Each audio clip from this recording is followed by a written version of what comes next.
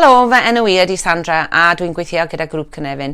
Dwi yma i egluro sut i defnyddio'r Story Cheaters mwyn i chi safio ynni a cadw'ch hyn yn gynas.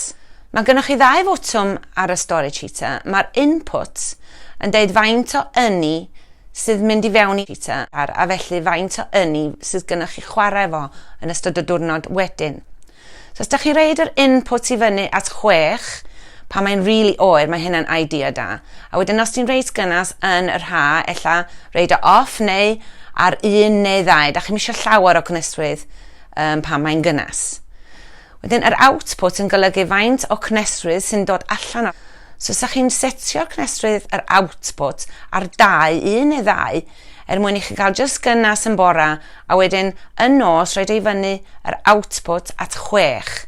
Os da chi'n angen mwy o help, fedrwch chi gysylltu gyda'r wardeiniaid ynni.